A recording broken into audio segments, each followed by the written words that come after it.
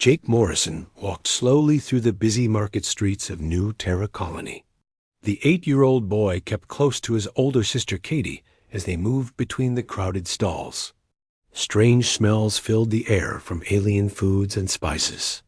Weird sounds came from creatures he had never seen before. Katie was 16 and always acted like she knew everything. She held their small bag of money tight in her hand. Their parents had given them only 20 galactic credits to buy food for the week. Money was always tight in the Morrison family. "Stay close, Jake," Katie said as she looked at the prices on different stalls.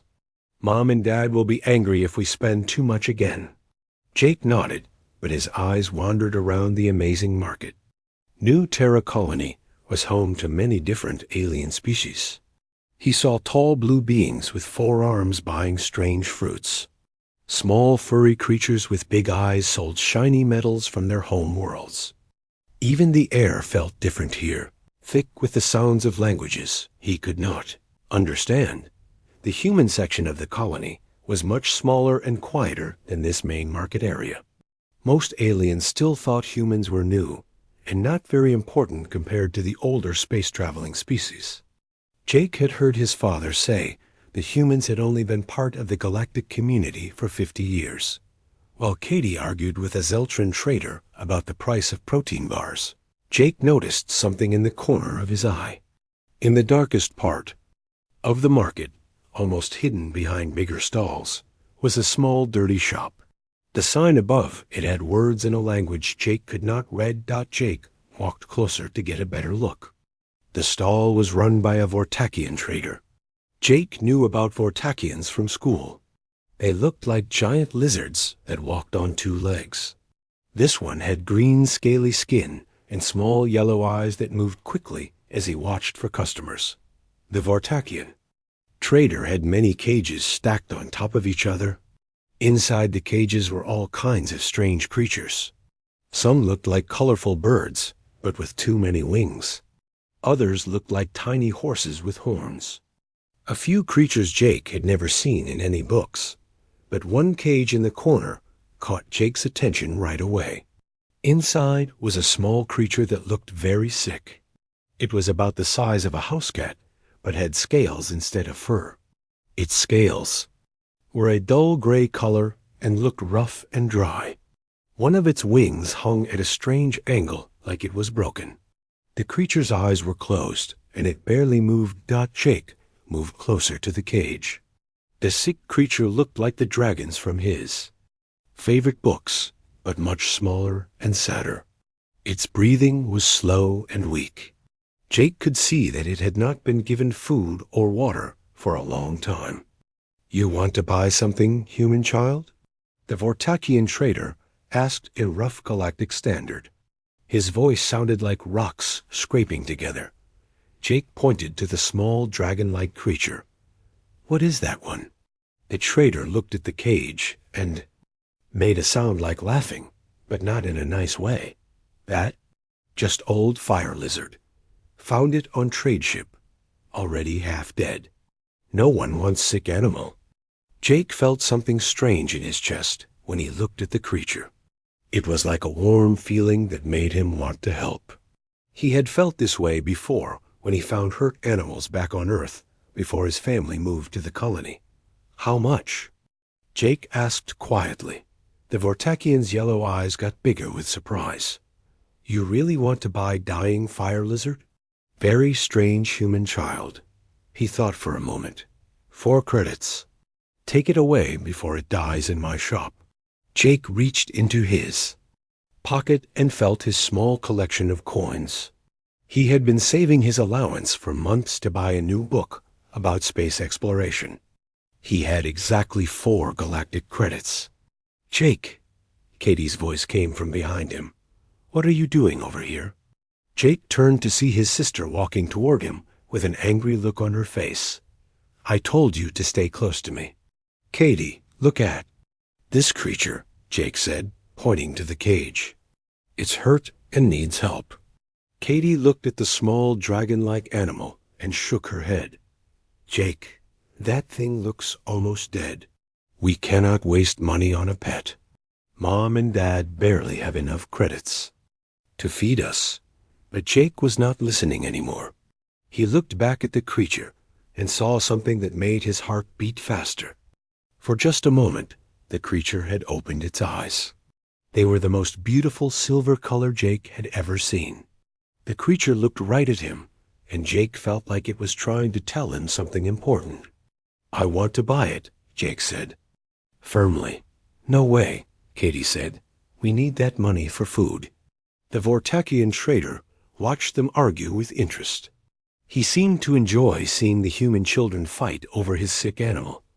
Jake looked at his sister with the most serious expression. He could make. "Katie, this creature will die if no one helps it." "I have to try." "Jake, even if you buy it, what makes you think you can help it? We don't know anything about taking care of alien animals. It might be dangerous." Jake looked back at the creature. Its silver eyes were still open, watching him. He felt that warm feeling in his chest again, stronger this time. Something inside him knew that this was important, even if he could not explain why. "Please, Katie," Jake said, "I will use my own money. I won't ask Mom and Dad for anything." Katie looked at her little brother and saw how much this meant to him. Jake was usually a good kid who did not ask for much. She sighed and looked at the sick creature again. "4 credits?" she asked the trader. "Yes, 4 credits. Very cheap for dragon, even sick one," the Vortakian said. "Dragon?" Jake asked with excitement. "This is really a dragon?" The trader made his scraping laugh sound again. "Not real dragon. Just looks like one. Real dragons all dead, long time ago. This just fire lizard that looks fancy." Jake did not care what the trader called it. He pulled out his 4 credits and put them in the trader's large, scaly hand. The Vortakian quickly took the money and opened the cage. He grabbed the small creature roughly and put it in a small box with holes in the sides. "Here, your problem. Now, human child, do not bring back when it dies tonight." Jake took the box carefully in his hands. He could feel the creature moving slightly inside. "What does it eat? How should I know?" the trader said as he turned away to help another customer. Katie shook her head, but helped Jake carry the box as they finished their shopping.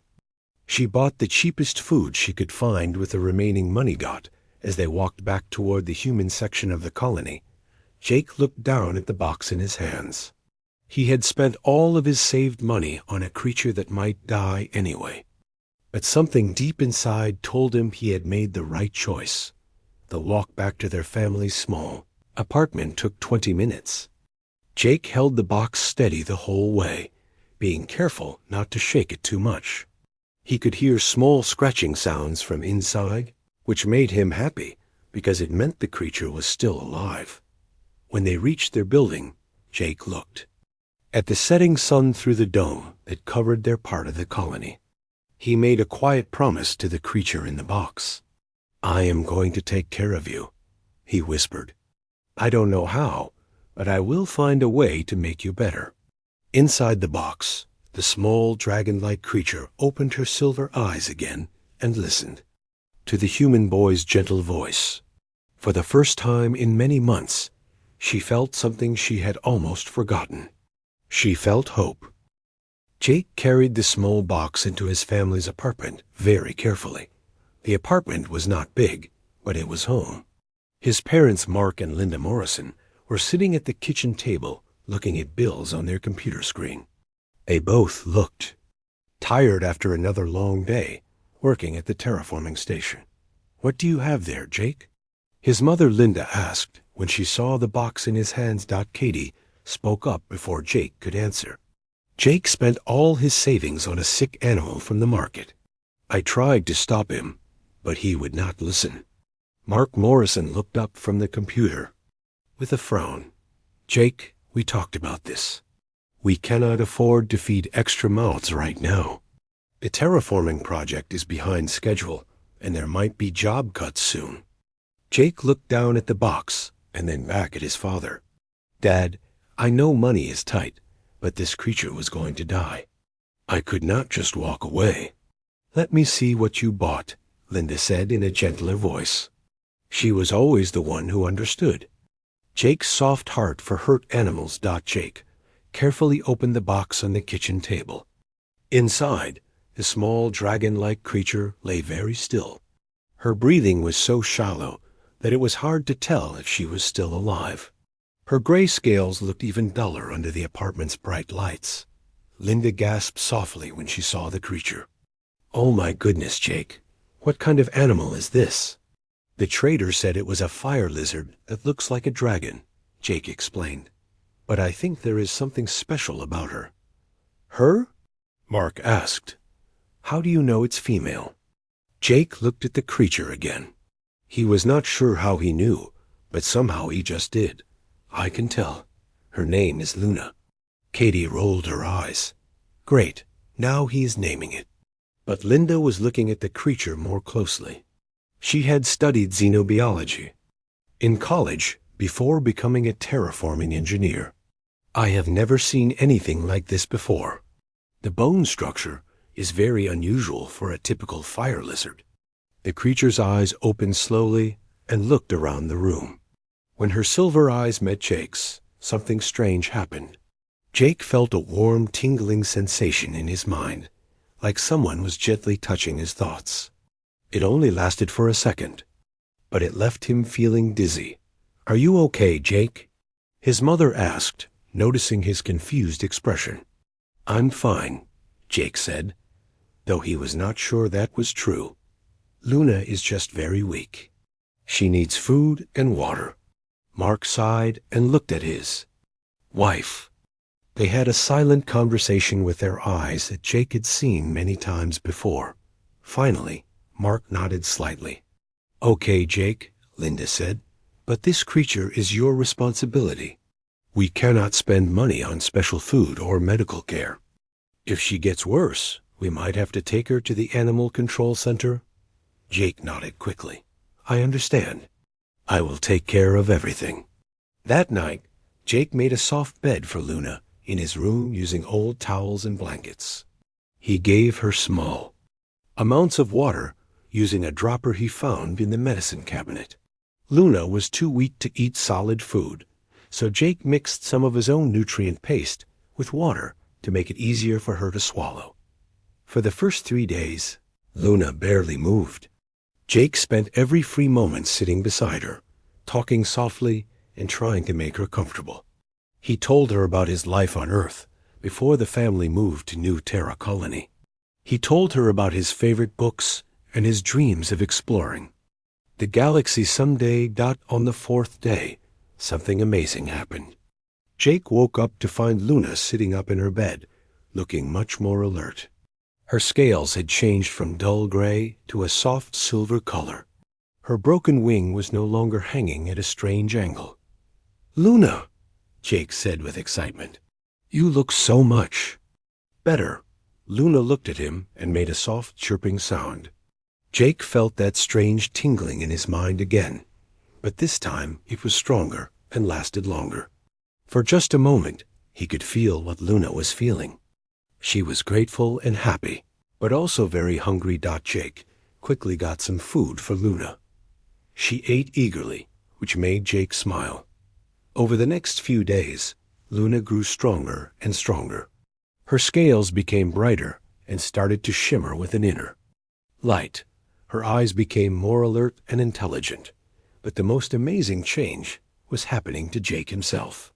He started understanding things in school that had been too hard for him before. Math problems that used to confuse him now seemed easy. When his teacher spoke about the history of different alien species, Jake could picture the events clearly. In his mind, Katie noticed the change first. Jake, did you actually understand what Mr. Peterson was teaching about quantum physics today?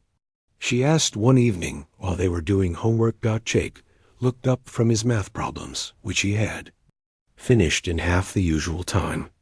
Yes, it makes perfect sense. Energy cannot be created or destroyed, only changed from one form to another. Katie stared at her little brother. Jake, that is way too advanced for someone your age. Even I don't fully understand quantum physics. Yet, Jake felt confused. The concepts did seem perfectly clear to him now, but he could not explain why. Maybe I am just getting better at paying attention in school. As Luna continued to heal, Jake noticed other strange things happening. Sometimes, when he looked at Luna, he could almost hear her thoughts. Not words exactly, but feelings and ideas that appeared in his mind. Luna seemed to understand everything he said to her, even complex ideas.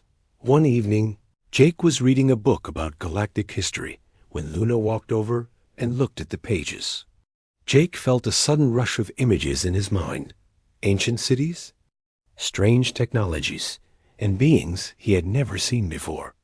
The images were so clear and detailed that they felt like memories. "Luna, what was that?" Jake asked quietly. Luna looked at him with her bright silver eyes and made a series of soft sounds. Jake felt that tingling sensation again, and suddenly he understood that Luna was trying to communicate something very important to him. 2 weeks after Jake brought Luna home, Dr. Helen Carter came to visit. She was the colony's xenobiologist and had heard about Jake's unusual pet from his mother. Linda had asked her to examine Luna to make sure she was not carrying any diseases that could be dangerous to humans. Carter set up her portable scanner in the living room and began examining Luna. At first, everything seemed normal. But as the scanner went deeper, Dr. Carter's expression changed from professional interest to complete amazement. "This is impossible," she whispered as she looked at the readings on her screen. "What's wrong?" Linda asked with worry in her voice. "Doctor." Carter looked up at the family with wide eyes. "According to these scans, this creature's cellular structure is unlike anything in our galactic databases. Her DNA contains patterns that suggest incredibly advanced genetic engineering. And there are traces of nanotechnology in her bloodstream." "Nanotechnology?" Mark asked. "But that kind of technology is restricted to the most advanced species in the galaxy." "Exactly," Dr. Carter said. "And there is something else. These readings suggest that this creature is not just healing from injuries. She is actually evolving, becoming something more complex than what she was before." Jake felt Luna move closer to him. When he looked down at her, he saw something in her eyes that he had never seen before. It was wisdom, ancient, deep wisdom, that seemed impossible in such a small creature. That night, after Dr. Carter left and his family had gone to bed, Jake sat with Luna in his room. The small creature looked at him for a long time before opening her mouth and speaking in perfect Galactic Standard. "Jake Morrison," Luna said in a voice like music, "it is time for you to know the truth about what I really am." Jake stared at Luna with his mouth open. He could not believe what he had just heard. The small creature he had rescued from the market was talking to him in perfect Galactic Standard. "You can talk?" Jake whispered, afraid that speaking too loudly might wake up his family. Luna nodded her small head. "Yes, Jake Morrison. I have always been able to speak, but I was too weak and hurt to do so before. Your kindness has given me back my strength and my voice." Jake sat down on his bed, feeling dizzy. "But how is this possible? The trader said you were just a fire lizard." Luna's silver eyes sparkled with something that looked like sadness. "The trader did not know what I truly am. Very few beings in the galaxy would recognize me now. My kind has been gone from the stars for so long that most believe we are only legends." "What are you?" Jake asked, leaning closer to Luna. Luna was quiet for a moment, as if she was deciding how much to tell him. "I am a pyrothane, Jake. My people were the first species to travel among the stars. We existed millions of years before the species you see in the galaxy today." Jake's eyes grew wide. "Millions of years? But that would make you incredibly old." "Not me personally," Luna explained. I am still young by Pyrothane standards. But my people lived for thousands of years and kept records of everything we learned. We were teachers and guides to younger species as they learned to travel space. Jake thought about this information. If your people were so advanced, what happened? To them? Why are you alone? Luna's expression became very sad. Our home star began to die much sooner than our scientists expected. The sun expanded and became too hot for our world to survive. Most of my people died when our planet was destroyed. Only a few of us escaped in ships, scattered across the galaxy. That's terrible, Jake said, feeling sorry for Luna. How did you end up in that traitor's cage? I was captured by raiders when I was very young, Luna explained. They did not know what I was either. They sold me to different traders over the years. The trauma of losing my family and being treated badly locked away my memories and abilities. I forgot who I was and became like a simple animal. Jake reached out and gently touched Luna's head. But you remember now? Yes, Luna said, moving closer to Jake. Your kindness and care awakened something inside me. The bond we have formed has brought back my true nature. I am not just any pyrothane, Jake. I am from the Royal Guard, specially trained to carry the knowledge and wisdom of my entire species. Jake felt that strange tingling in his mind again, but this time it was much stronger. Images flashed through his thoughts. Vast cities floating in space, incredible machines that could heal any injury, and libraries containing the knowledge of millions of years. I can see things in my mind, Jake said with amazement. Are those your memories? Some of them, Luna said. When a pyrothane of the Royal Guard bonds with another being, we share our knowledge and abilities. It is how we were designed to help younger species learn and grow. Jake stood up and walked to his mirror. He looked the same on the outside, but he felt completely different inside. His mind felt clearer and faster than ever before. Is that why I have been getting better at school? Because of our bond? Yes, Luna said.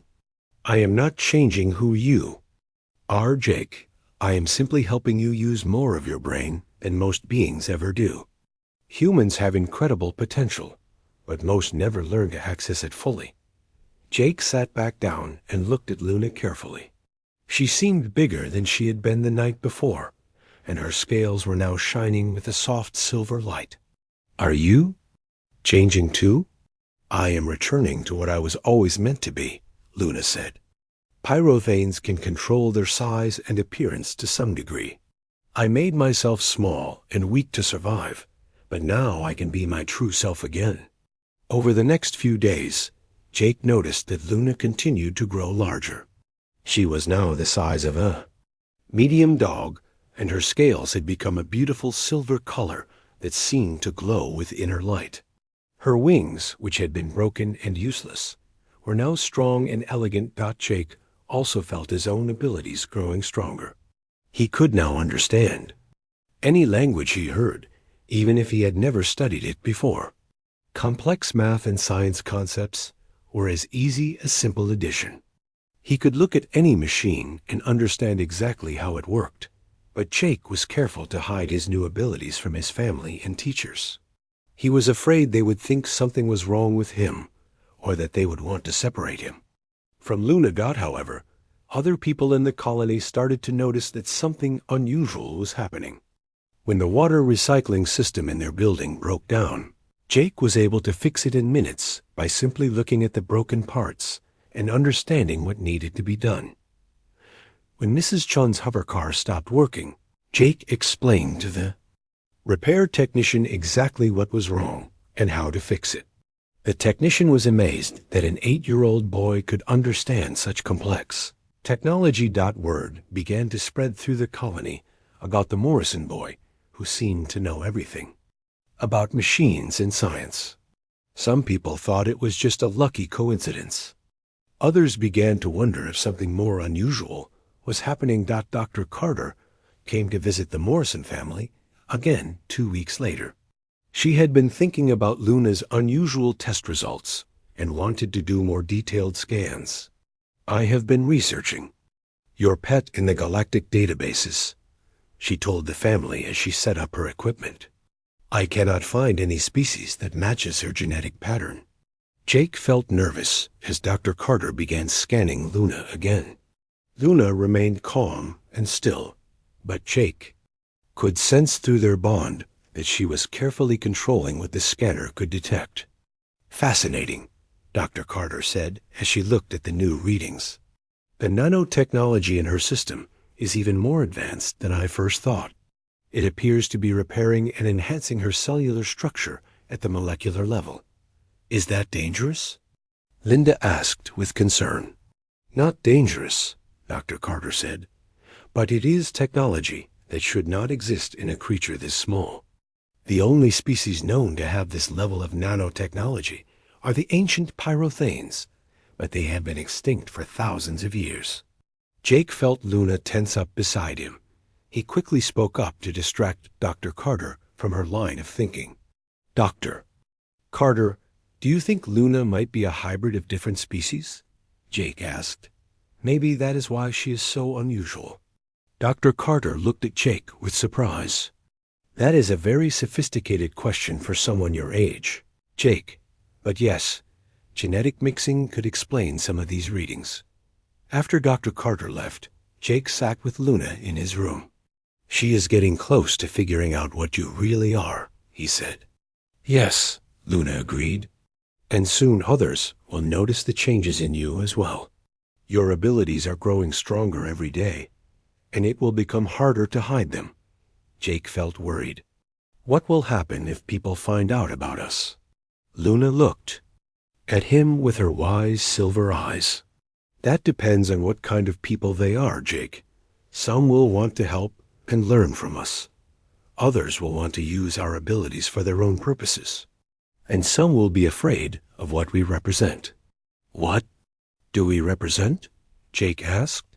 "Change," Luna said simply. "The galaxy has been the same for thousands of years, with the same species holding power and the same problems never being solved. But together, you and I represent something new. We represent the possibility that things can be better." That night, Jake lay in bed thinking about everything Luna had told him. He was only 8 years old, but he felt the weight of enormous responsibility on his shoulders. He had the knowledge of an ancient civilization in his mind, and a bond with the last member of the galaxy's first spacefaring species, Dot, as he drifted off to sleep. Jake wondered what tomorrow would bring, and whether he was ready for the challenges that lay ahead. 3 days after Dr. Carter's second visit, everything changed for Jake and Luna. Jake woke up that morning to find his mother and father talking in worried whispers at the kitchen table. Katie was already dressed for school, but she looked scared. "Wrong?" Jake asked as he walked into the kitchen. Mark Morrison looked up at his son with a serious expression. "Jake, we need to talk about Luna. Some very important people want to meet her." Jake felt his heart start beating faster. "What kind of important people?" Linda Morrison put her hand on Jake's shoulder. "The Galactic Council has sent representatives to New Terra Colony.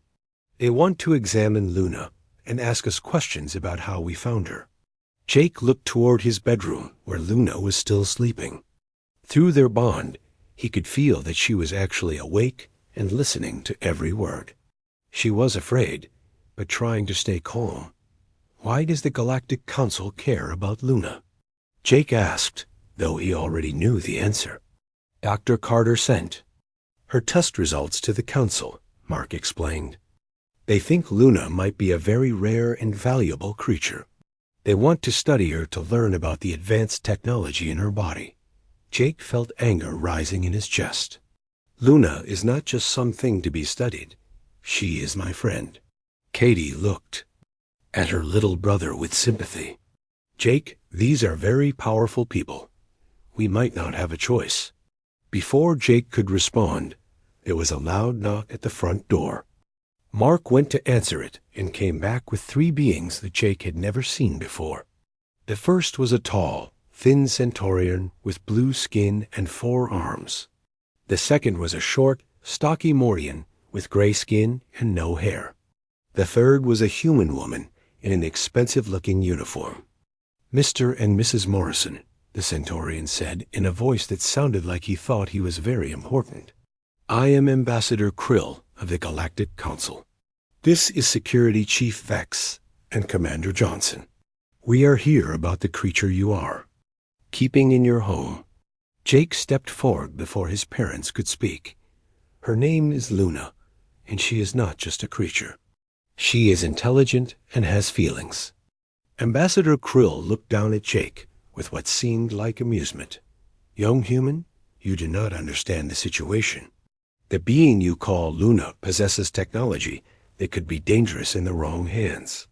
The Galactic Council must ensure the safety of all species."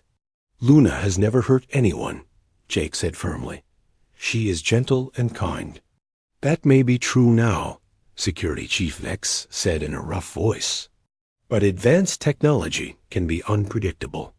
We need to take the creature to a secure facility where it can be properly studied." Jake felt Luna's presence grow stronger in his mind. She was telling him to stay calm and to trust her. Jake took a deep breath and tried to think of what to say. "What if Luna doesn't want to go with you?" Jake asked. Commander Johnson, the human woman, spoke for the first time. "Jake, I understand this is difficult, but the Galactic Council has the authority to confiscate any technology that might pose a threat to galactic security." "Luna is not technology," Jake said, his voice getting louder. "She is a living being with rights." Ambassador Krill's expression became less patient. "The Council has made its decision. You will bring the creature to us now, or we will take it by force." Jake felt something change in the apartment. The air seemed to shimmer slightly, and he could sense Luna's power growing stronger.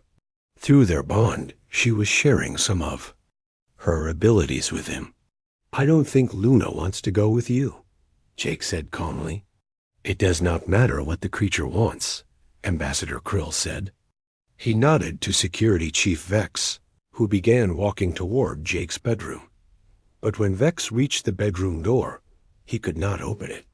The door seemed to be sealed shut by some invisible force. He pushed harder, but the door would not move. "What is this?" Vex demanded, pulling out a small device that looked like a weapon. "I would not do that if I were you," Jake said quietly.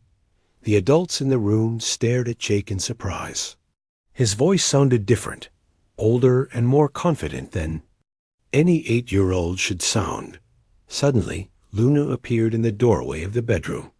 But she was no longer the size of a medium dog.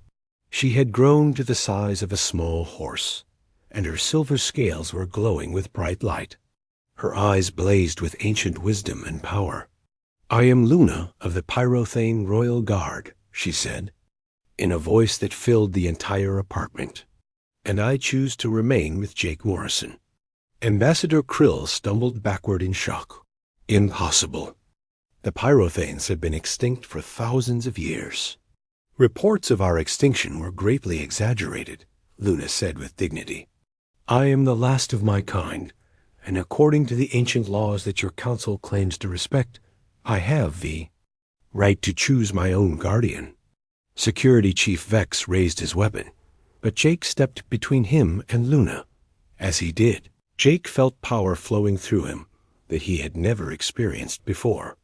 The air around him began to glow with the same silver light as Luna's scales. "Jake Morrison is under my protection," Luna declared. "Any who would harm him must first face me." Commander Johnson looked at Jake with amazement. "How is this possible?" "He's just a human child." "I am much more than that now," Jake said, his voice carrying authority that made the adults listen. "Luna has shared her knowledge with me, and I have learned things that your council has forgotten." Ambassador Krill tried to regain control of the situation. "This changes nothing. The Galactic Council has the authority to take both of you for questioning." "Under what law?" Jake asked. Luna is a free being who has committed no crime. I am a citizen of New Terra Colony who has done nothing wrong. You possess dangerous technology, Vex said, still pointing his weapon at them. I possess knowledge, Jake corrected. And knowledge is not illegal, even by your council's laws. Luna moved closer to Jake, and together they seemed to fill the room with calm but unmistakable power. Jake Morrison speaks truth. We have harmed no one and broken no laws.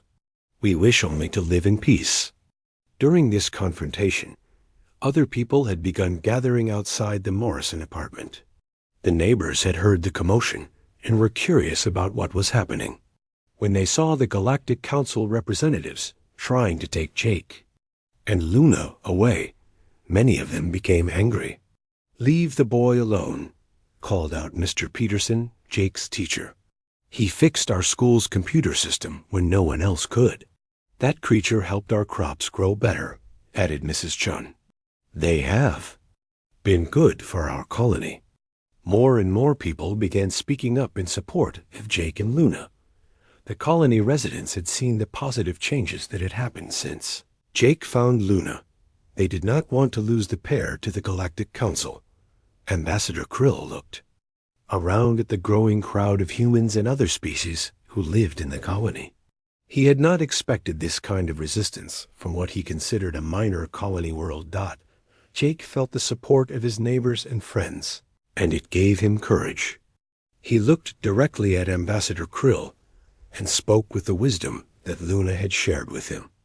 "Ambassador Krill, you speak of safety and security, but what you really want is control. You are afraid of change, afraid of new ideas, afraid of losing your power." "How dare you speak to me that way?" Krill said angrily. "I speak to you with respect, but also with truth," Jake replied. "Luna and I do not want to challenge your authority. We want to help make the galaxy a better place for everyone." Jake paused and looked around at all the faces watching him. "What if instead of taking us away, you let us stay here and prove that we can use our abilities to help others? What if we show you that cooperation is better than control?" The apartment was silent as everyone waited to see what Ambassador Krill would say. Jake held Luna's gaze and felt her strength flowing through him. Whatever happened next, they would face it together. Ambassador Krill looked around the crowded apartment at all the faces staring at him. The colony residents were clearly on Jake and Luna's side. He had not expected such strong support for a human child and his unusual companion. "You propose that we simply trust you?" Krill asked Jake with doubt in his voice. "The Galactic Council does not make decisions based on the wishes of children." Jake felt Luna's calm strength flowing through their bond. He took a deep breath and spoke with more confidence than he had ever felt before. "I propose that you give us a chance to prove ourselves. Let us show you what we can accomplish when we work together instead of fighting each other." Security Chief Vex still held his weapon ready. "This is foolish. We should take them both to the council chambers now." But Commander Johnson stepped forward and placed her hand on Vex's arm. "Wait," she said. "Let's hear what the boy has to say." Jake looked at Luna, and she nodded encouragingly. "The galaxy has the same problems now that it had 1,000 years ago," Jake began. "Planets fighting over resources, species that don't trust each other, technology that helps some people but not others. What does a human child know about galactic politics?" Krill asked dismissively. "I know what Luna has taught me," Jake replied. "The Pyrophanes were successful because they shared their knowledge freely. They helped younger species grow and learn instead of controlling them." Luna moved closer to Jake as he spoke. "My people believe that wisdom grows when it is shared, not when it is hoarded. Jake Morrison understands this truth better than many beings who have lived for centuries." Ambassador Krill was quiet for a moment, thinking about what they had said. "Even if your intentions are good, how can we be sure you will not become dangerous as your powers grow?" Jake had an idea. What if we start small? Let us help solve one problem here on New Terra Colony. If we succeed and show that we can be trusted, then maybe we can help with bigger problems. What kind of problem? Commander Johnson asked with interest. Jake looked at his father. Dad, tell them about the water shortage issue that has been affecting the agricultural district. Mark Morrison looked surprised that his son knew about such complex colony business. The water recycling system in the agricultural district has been failing for months. Our engineers cannot figure out how to fix it without shutting down food production for weeks. Jake smiled. Luna and I can fix it in one day without shutting down anything.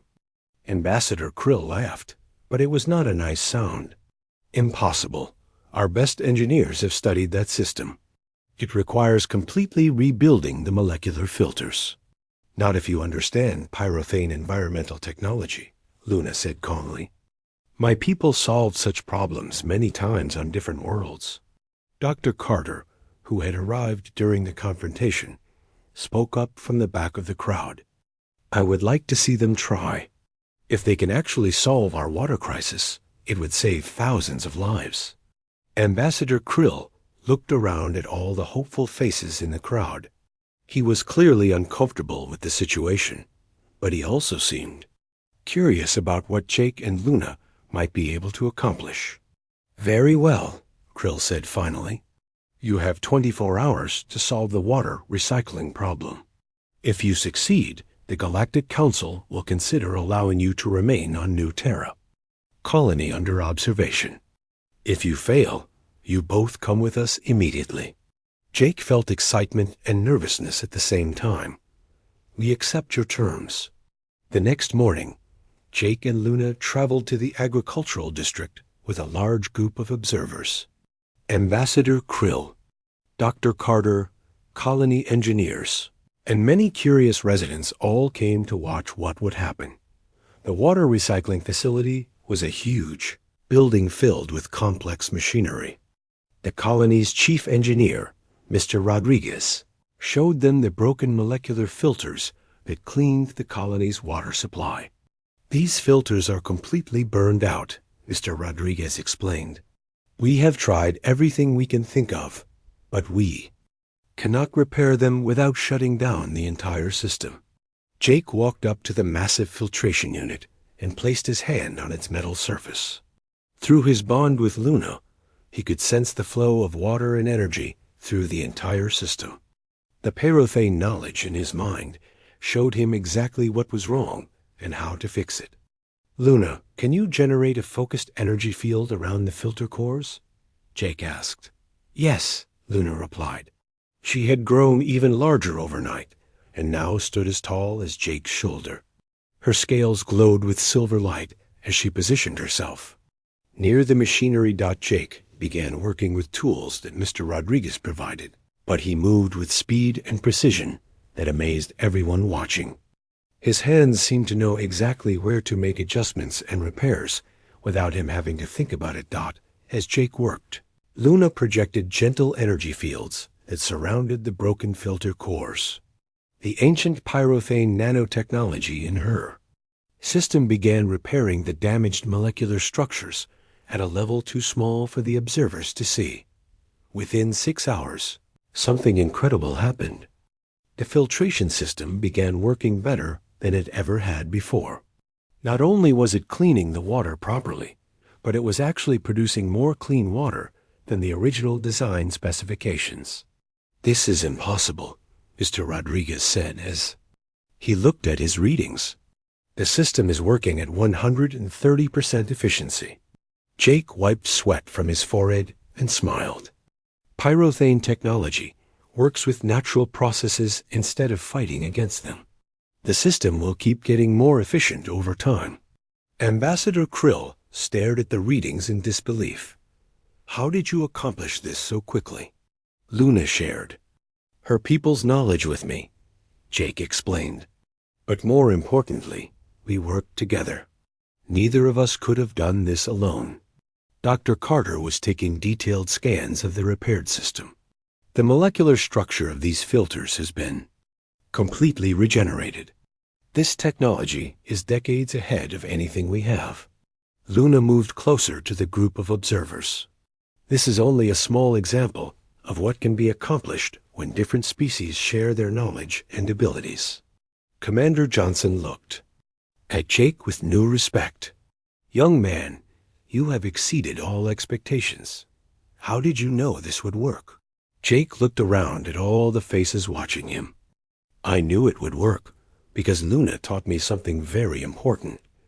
When you help others, you become stronger yourself. When you share knowledge, you learn new things. When you trust others, they trust you back. Ambassador Krill was quiet for a long time as he thought about what he had witnessed. Finally, he spoke in a voice that sounded very different from before. Jake Morrison and Luna of the Pyrothane Royal Guard, he said formally. The Galactic Council recognizes your right to remain on New Terra Colony. Furthermore, we propose that New Terra Colony be designated as a neutral learning zone where beings from all species can come to study cooperation and advanced problem-solving. Jake felt joy flooding through his bond with Luna. We accept your proposal, Ambassador Krill, and we promise to share our knowledge with anyone who comes here with genuine desire to learn and help others. 5 years later, Jake stood in the main hall of what was now called the New Terra Learning Center. He was 13 years old, but he carried himself with the confidence of someone much older. Luna, now fully grown to the size of a small spacecraft, stood beside him as his partner and friend. The Learning Center had become the most famous educational institution in the galaxy. Beings from hundreds of different species came to study not just advanced technology, but the principles of cooperation, trust, and shared wisdom that Jake and Luna taught. Jake looked out at his current class of students, young beings from 20 different worlds, all eager to learn how to solve problems through cooperation instead of conflict. Among them were humans who had formed bonds with rescued creatures from across the galaxy, creating a new generation of interspecies partnerships. Remember, Jake told his students, knowledge without kindness is just information. But knowledge, shared with love, becomes wisdom that can change the galaxy. Luna watched Jake teaching and felt a warm glow of pride and joy. She had been the last of her kind, carrying the burden of preserving her people's wisdom alone. But now, through her bond with Jake and the many students they had taught, the Pyrothane legacy lived on in a new and better form. As the class ended, and the students filed out chattering excitedly about their lesson, Jake and Luna walked to their favorite spot on the observation deck. They looked out at the stars together, just as they had done every evening for the past 5 years. What do you think our next adventure will be? Jake asked. Luna's eyes sparkled with the same silver light they had shone on the day Jake first rescued her. With you as my partner, Jake Morrison, I believe we can accomplish anything. The galaxy is vast, and there are so many beings who still need to learn that cooperation is stronger than conflict. Jake smiled and placed his hand on Luna's warm scales. He thought back to that day in the market when he had spent his last 4 credits on a dying creature that needed help. It had been the best decision of his life. Together, they watched the stars and dreamed of all the good they would do tomorrow.